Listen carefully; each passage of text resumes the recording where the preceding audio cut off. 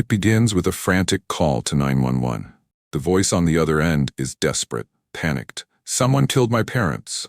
Lyle Menendez's words spill out in between gasps, the raw horror in his voice unmistakable. The dispatcher struggles to make sense of the chaos, but within moments, officers are dispatched to one of the most affluent neighborhoods in Beverly Hills. The address? 722 North Elm Drive. The home of Jose and Kitty Menendez. What the responding officers find when they arrive is something out of a nightmare. The grand, sprawling mansion is eerily silent. The heavy wooden doors swing open to reveal an opulent living room, its elegance marred by something far more gruesome. There, slumped over on a cream-colored couch, is Jose Menendez, his once commanding presence reduced to a lifeless form, riddled with shotgun blasts. His face, nearly unrecognizable. The damage is catastrophic, his skull shattered beyond recognition. The smell of gunpowder lingers in the air, mixing with something metallic, the unmistakable scent of blood. Just feet away, sprawled on the floor, lies Kitty Menendez. Unlike her husband, she had tried to escape. The trail of blood tells its own silent story. She had stumbled, fallen, crawled in desperation before more shots tore through her body. A final shot to the face left her unidentifiable. The brutality of the crime is staggering, excessive, almost personal. Yet there is no sign of forced entry, no broken windows, no pried locks, nothing is missing. This was not a robbery gone wrong. It was something else entirely. The two sons, Lyle and Erik, are standing outside when police arrive. Lyle, the older of the two, is sobbing uncontrollably, his body shaking as he clings to his younger brother. Erik, just 18, is nearly catatonic. His hands tremble. His breath comes in ragged gasps. The officers take one look at the boys. Two grieving sons who have just stumbled upon the unthinkable. And for now, they are seen only as victims of an unspeakable tragedy. That night, the world sees a picture of devastation. The Menendez brothers, now orphaned in the most brutal way imaginable, are sent to stay with family. They are questioned, but gently. Their story is simple.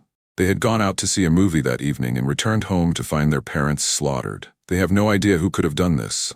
No enemies come to mind, no threats, no warnings, just two boys, lost and broken in the wake of violence. For now, there is no reason to doubt them. For now, they are just grieving sons. But in time, the cracks will begin to show. And soon, the world will learn that the truth behind the Menendez murders is far darker than anyone could have imagined. In the stillness of the night, crime scene investigators move methodically through the Menendez mansion, their footsteps muffled by the thick carpeting. The grandeur of the home is undeniable. Vaulted ceilings, marble floors, expensive artwork hanging on pristine walls. But none of that matters now.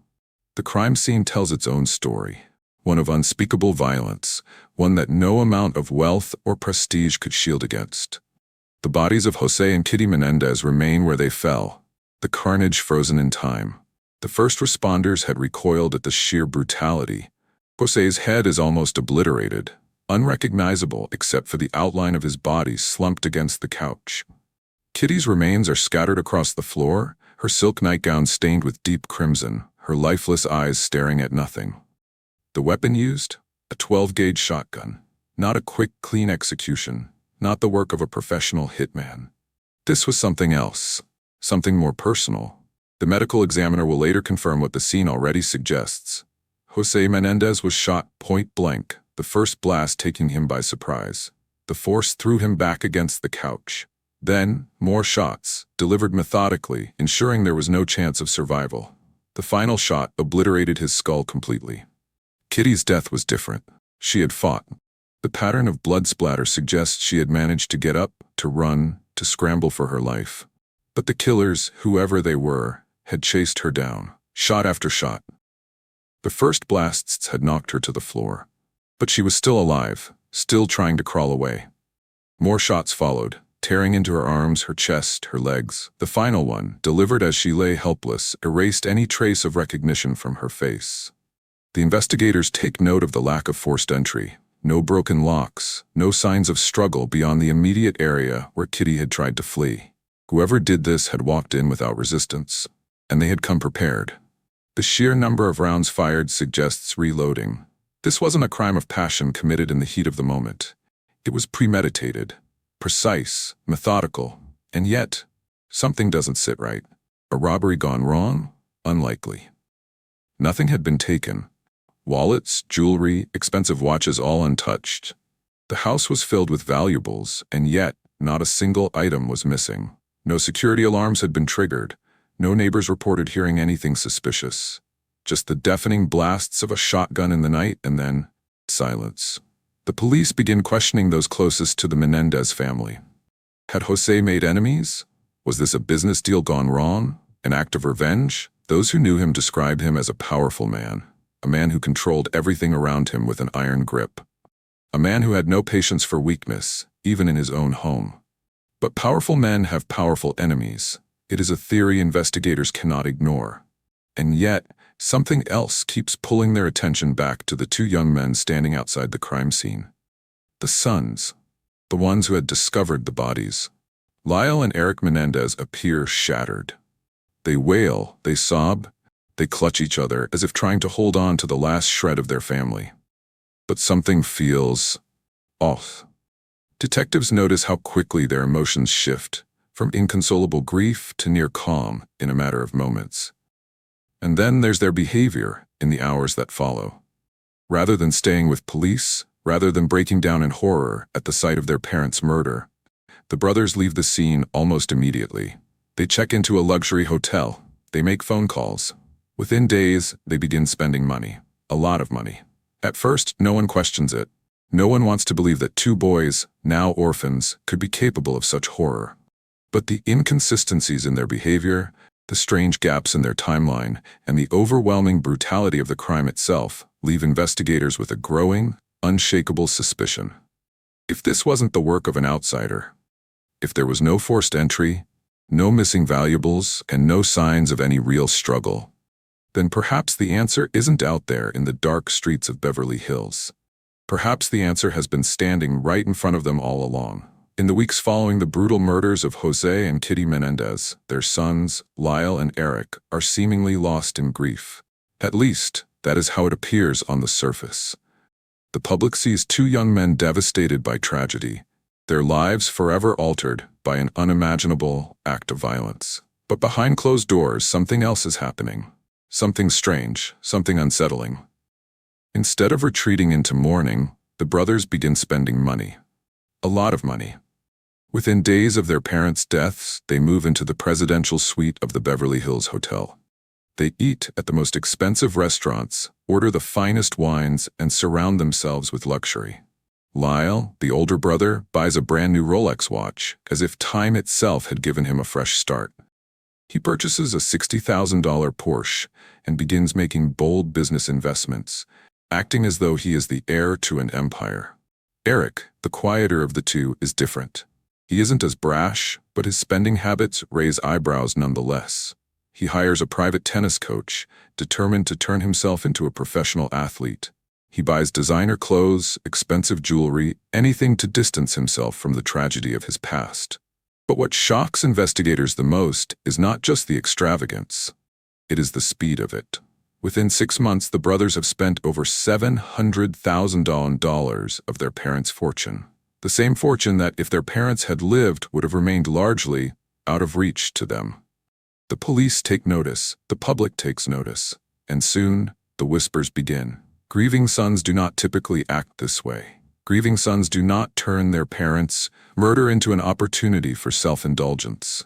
The spending spree is not just excessive, it is reckless. It is almost as if they are trying to erase the past, to drown out the memories of that blood-soaked night with material distractions. Or perhaps it is something even more sinister. Perhaps it is guilt. Detectives begin looking deeper into the brothers' actions before the murders. What they find is even more suspicious. Just weeks before the killings, Lyle had begun looking into life insurance policies for his parents. Erik had spoken of new financial freedom, how he and his brother were on the verge of something big. And then, there was the issue of the weapons. The murder weapon, a 12-gauge shotgun, was not a random choice. It was purchased in San Diego under a false name. Someone had planned this. Someone had gone out of their way to make sure it could not be traced. Yet, despite these troubling signs, the brothers continue to live as though they are untouchable.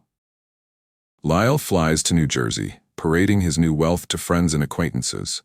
Erik enters tennis tournaments, laughing, smiling, as if his life is finally coming together. But beneath the surface, the pressure is mounting. Investigators are closing in, the media is beginning to question their actions, and the once sympathetic public is starting to see them in a different light. And then, the most crucial crack begins to form. Their own words will betray them. Erik Menendez, burdened by the weight of what he has done, will soon do something that will change the course of the entire case. Something irreversible. Something that will lead directly to their downfall. For months, the Menendez brothers have lived as if the past no longer exists. They have indulged in luxury, distanced themselves from suspicion, and convinced the world, or at least tried to, that they are nothing more than grieving sons. But something is wrong. Beneath the surface, beneath the extravagance and the expensive distractions, guilt is creeping in. And for Erik Menendez, it is becoming unbearable. Unlike Lyle, who seems to thrive under the weight of their secret, Erik is unraveling. He has always been the more sensitive one, the one who carried emotions closer to the surface. And now, those emotions are eating him alive. He cannot sleep. He cannot silence the images of his mother's face, of his father's body slumped over on the couch. The sound of the shotgun blasts still echo in his mind, night after night, no matter how much he tries to suppress them. He's breaking down, and he knows it. So he does something reckless, something desperate. He confesses, but not to the police, not to investigators. He confesses to someone he trusts, his therapist, Dr. Jerome Oziel. The sessions are supposed to be private, a sacred space where Erik can unload his guilt without fear. And in that dimly lit office, surrounded by bookshelves and framed diplomas, Erik tells the truth. He tells it all. "We did it," he says. His voice shakes. His hands tremble. "We killed them." Dr. Oziel listens, stunned. Erik spills every detail, how they planned it, how they waited until their parents were vulnerable, how the first shot was the hardest, but after that, it became easier. The words come out in sobs, in broken admissions, but they come nonetheless. And when he is finished, Erik looks to his therapist, as if expecting some kind of absolution. But Dr. Oziel knows better. He knows that this is no ordinary confession. This is a murder admission, and it is dangerous. Oziel should keep this secret. Legally, he is bound to confidentiality. But something about Erik's confession terrifies him. This is not a case of remorseful self-defense or a crime of passion. This is something darker, something calculated, and Oziel begins to fear for his own safety. So he does something he is not supposed to do. He tells someone. Not the police, not yet. First, he confides in his mistress, Judalon Smith, a woman with her own tangled history, her own secrets. But unlike Oziel, she does not feel bound by ethics. She sees an opportunity, a way to insert herself into something larger than life. And before long, the secret begins to spread. Whispers turn into rumors, rumors turn into threats. And before Erik and Lyle even realize it, the walls are closing in. It is no longer a question of if they will be caught. It is only a matter of when. The illusion is collapsing. The carefully crafted image of two grieving sons is unraveling, piece by piece. What started as whispers in the dark, private confessions behind closed doors, has become something far more dangerous. Dr. Jerome Oziel, the man Erik confided in, has lost control of the secret. His mistress, Judalon Smith, has already betrayed him. And now, the police know everything. It happens quickly, a chain reaction set in motion by a single confession. Detectives, who had once viewed the Menendez brothers with cautious sympathy, now see them for what they are, suspects. Their extravagant spending, their lack of genuine mourning, the eerie precision of the crime, all of it had painted a troubling picture. But now, with Erik's confession as the final piece, there is no more doubt. The sons did it. The sons murdered their own parents. But they are not arrested immediately. Law enforcement moves carefully, strategically. They know that if they tip their hand too soon, the brothers, flush with wealth and resources, could flee. They need to be caught off guard. And so they wait. They build their case.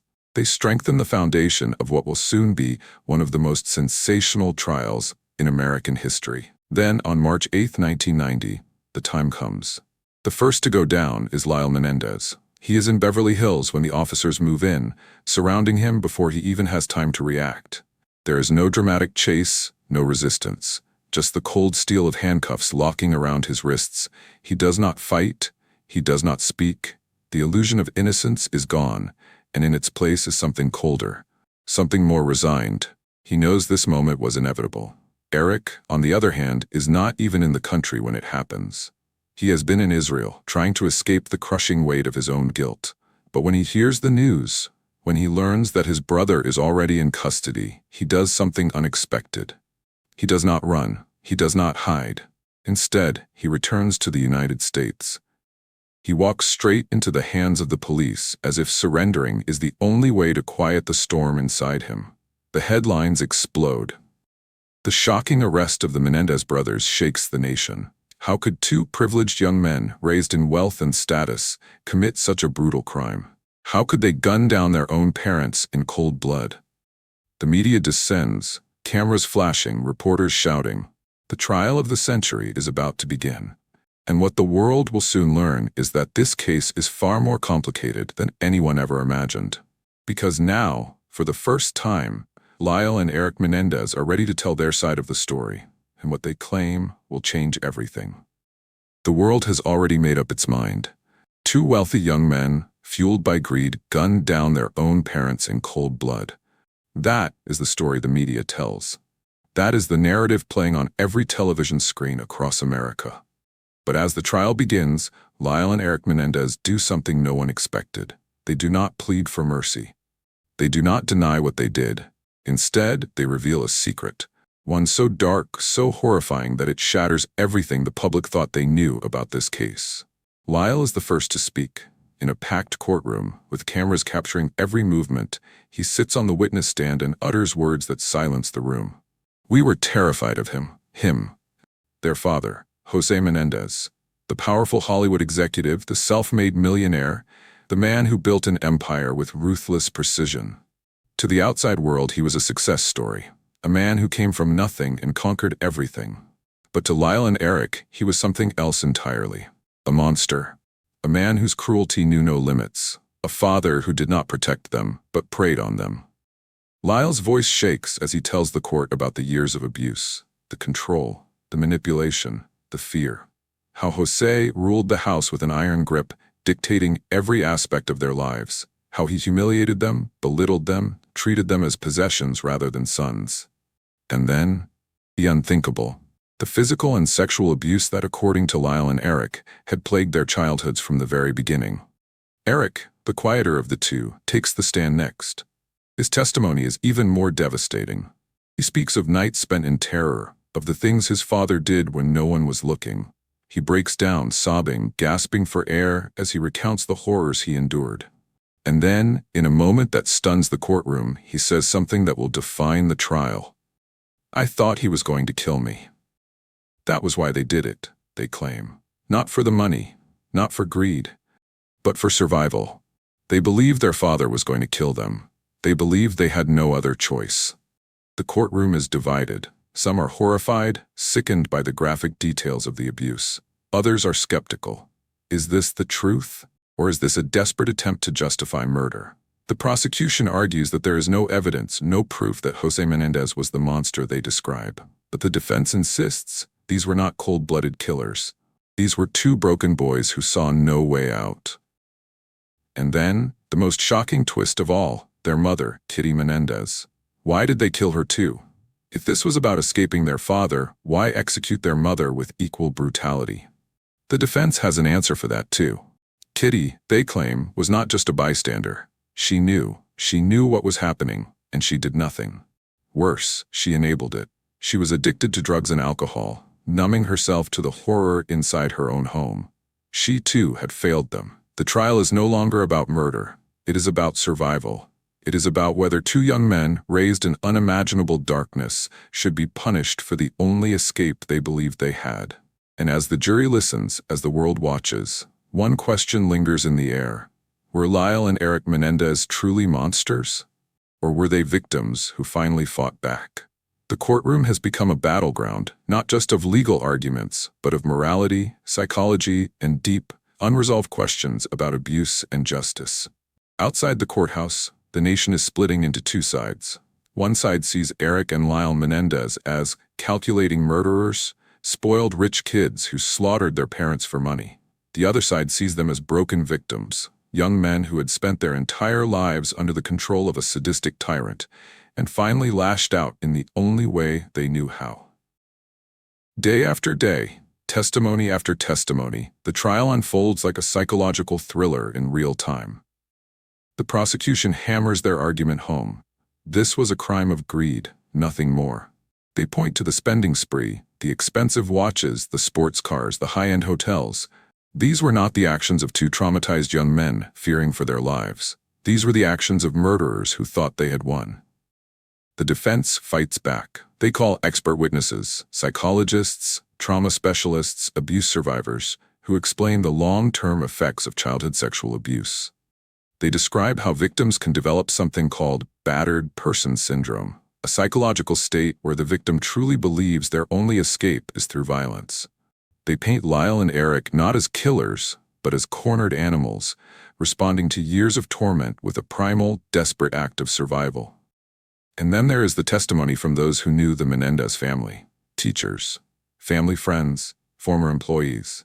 They recall chilling details, how Jose was a strict, terrifying man, how the boys always seemed nervous around him, fearful, withdrawn, and yet no one had ever suspected abuse. No one had ever spoken up. If Jose was truly a monster, how had he hidden it so well? The media feeds the public every twist and turn. Talk shows debate the case endlessly. News anchors dissect every word, every tear, every moment of hesitation from the brothers on the stand. Some see their emotions as real, raw, undeniable. Others believe it as a performance, a desperate attempt to manipulate the jury. And then there is the ultimate question. Did Kitty Menendez, their mother, really know? Was she truly an enabler, drowning herself in alcohol while her son suffered in silence? Or was she another victim, trapped in a toxic marriage, too broken to protect the children she loved? The trial is no longer just about the Menendez brothers. It has become something bigger, a national conversation about abuse, about power, about the thin line between victim and perpetrator. But in the end, the only voices that matter belong to 12 jurors. 12 strangers who must decide if what happened on that August night in 1989 was murder or something else entirely. And soon, that decision will come. A verdict that will determine not just the fate of Lyle and Erik Menendez, but how history will remember them. The air inside the courtroom is thick with anticipation. Every seat is filled, every eye locked onto the judge, the jury, and most of all, the two young men whose fates will soon be sealed. Outside, the world watches. Television cameras roll, news anchors whisper in hushed voices, reporters grip their microphones tightly. It has all led to this moment. Years of investigation, months of testimony, endless debates on talk shows, in newspapers, across dinner tables in American households. And now, after all of it, 12 strangers hold the power to decide what happens next. The Menendez brothers sit at the defense table, hands folded, faces tense but unreadable. They have lived with the weight of this crime for years, first in secret, then under the unrelenting scrutiny of the law. Now they must endure the final judgment. The jury files in, slow, deliberate, their faces blank. They have spent weeks locked away, poring over evidence, dissecting every moment of the trial. Now they have reached their decision. The courtroom falls into a breathless silence as the foreperson stands, a single sheet of paper trembling in their hands. We, the jury, find the defendants. A pause. The kind of pause that stretches time itself. Guilty of first-degree murder. The words crash through the room like a tidal wave. The weight of them is suffocating. There's no gasp of shock. No one truly believed they would walk free. And yet the finality of it, the sheer force of hearing it spoken aloud, makes it all the more real. Lyle and Erik do not react, not at first. No shouts, no collapse into tears, no desperate cries of protest. Just a stillness, a numbness. As if they had already prepared themselves for this moment, as if they had already resigned themselves to this fate long ago. But then Erik breaks. His head falls forward, his body trembling, silent sobs shaking his frame. Lyle, ever the protector, remains still, his jaw clenched, his eyes staring straight ahead, unblinking. The sentence is inevitable. Life in prison, no parole, no second chances. Whatever freedom they had once imagined, whatever future they had hoped for, is now erased. they will spend the rest of their days behind bars. But the verdict does not end the conversation. If anything, it ignites it further. Outside the courthouse, crowds erupt. Some cheer, believing justice has been served. Others shake their heads in sorrow, believing 2 victims of lifelong abuse have just been sentenced to die in cages. The debate rages on. Was this justice, or was it a tragedy? For Erik and Lyle Menendez, there is no debate. The doors of their new reality have just slammed shut. And now, they must face a lifetime of reflection, of regret, of wondering what might have been if only they had found another way. But for the world, the case is not over. It will never truly be over. Because the question remains, did the system fail them, or did it finally hold them accountable? And in the years to come, as whispers of new evidence emerge, as legal battles continue in the background, another question will surface. One far more unsettling. Did the jury make the wrong choice? The gavel has fallen, the courtroom doors have closed, the cameras have turned away. But for Lyle and Erik Menendez, the story does not end here. It is only beginning, one that will unfold in the cold, unchanging world of the American prison system. Their new reality is not one of mansions, designer suits, or fast cars. It is one of concrete walls, steel bars, and the unrelenting hum of a life sentence with no possibility of parole. The brothers are separated immediately, sent to different prisons. Whatever bond they shared, whatever silent understanding they had forged through their childhood, their crime, and their trial, means nothing to the system. It is not concerned with brotherhood, only punishment. And so they begin their lives apart, living parallel yet disconnected existences behind bars. Lyle, the older brother, adapts quickly. He is a leader by nature, even here. He finds a way to survive, to carve out a sense of routine in a world designed to break men down. He gets married, twice. Even from a prison cell, he builds connections, forms relationships, and somehow manages to hold on to fragments of a life that once was. He becomes a mentor to other inmates, guiding them through the same darkness he now calls home. Erik, the younger brother, struggles. Always the more sensitive one, always the more haunted. The weight of what he has done, the guilt, the memories, the endless, suffocating reality of his sentence, presses down on him like a ghost that refuses to leave. He turns inward, writing, reflecting, searching for purpose. He too finds love, marrying a woman he will never truly be with. Their relationship surviving only through letters, phone calls, and brief, carefully monitored visits. Years pass. The world moves on. The media frenzy fades, replaced by new scandals, new cases, new horrors for the public to consume. But the Menendez brothers remain frozen in time, serving out their sentences as the world outside forgets them. Almost. Because something strange begins to happen. A new generation, one that had not yet been born when the murders took place, discovers their case. The internet revives their story. Young people, disconnected from the media's original portrayal of the brothers, begin to question the verdict. They see 2 boys who claim to have suffered unimaginable abuse, and they wonder, was justice really served? The debate reignites. Documentaries, interviews, viral TikToks, true crime podcasts. Suddenly, the Menendez case is not just an old headline. It is a question mark, a controversy, a story with loose ends that refuse to be tied up. And with this resurgence comes something neither Erik nor Lyle ever expected: hope. New legal efforts emerge. Lawyers, advocates, and supporters begin pushing for a reconsideration of the case. Fresh discussions arise about childhood trauma, about how abuse victims often act in ways that defy conventional understanding. And then, the most shocking twist of all: potential new evidence. For decades, the Menendez brothers have been trapped in their own past, their fate written in stone. But now, whispers of change echo through the halls of the justice system. And as appeals are filed, as legal teams scramble, as the world watches once more, a question lingers in the air. Could Lyle and Erik Menendez, after all these years, be given another chance? Decades have passed since the night of August 20th, 1989. Decades since the gunshots rang out in the Menendez mansion, since the brothers sat in a courtroom, since the world condemned them to a lifetime behind bars. But even after all this time, the case refuses to fade into history. It lingers, unsettled, unanswered, like an unfinished chapter waiting for its final words. New evidence, new testimonies, fresh legal battles. What once seemed like a closed case is now riddled with cracks. A former Menendez family member comes forward, claiming they had known about the abuse all along. Old recordings resurface, containing chilling confessions from their past. For the first time, the idea that Lyle and Erik were not just murderers, but survivors, gains momentum.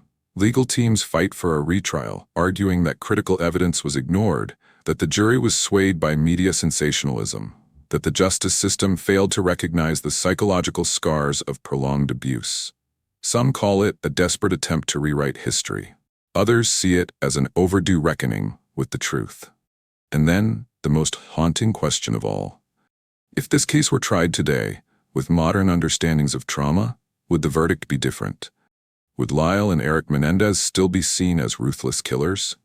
Or would they be recognized as victims who broke under the weight of years of terror? For now, they remain where they have been for more than 30 years. Locked away, their fate still uncertain. But the conversation is far from over. As the legal system slowly revisits their case, the final chapter of this story has yet to be written. What do you think? Were Lyle and Erik Menendez cold-blooded killers, or were they victims of a system that refused to see their pain? Let us know your thoughts in the comments below. And if you want more deep dives into the world's most haunting true crime cases, make sure to subscribe and turn on notifications, because some stories never truly end, and we'll be here to uncover them.